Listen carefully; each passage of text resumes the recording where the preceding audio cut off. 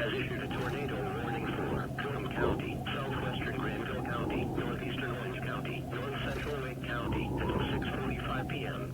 At 6:10 p.m., National Weather Service Doppler radar indicated a tornado over Sly, 8 miles northeast of Hillsborough, moving southeast at 25 miles per hour.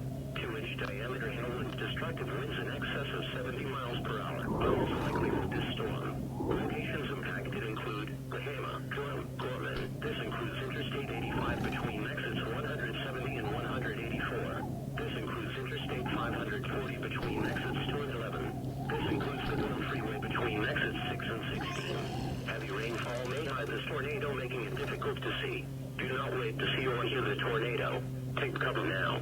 Please report severe weather to the nearest law enforcement agency and ask them to relay your report to the National Weather Service Forecast Office in Raleigh. Repeating, a tornado warning has been issued until 6:45 p.m.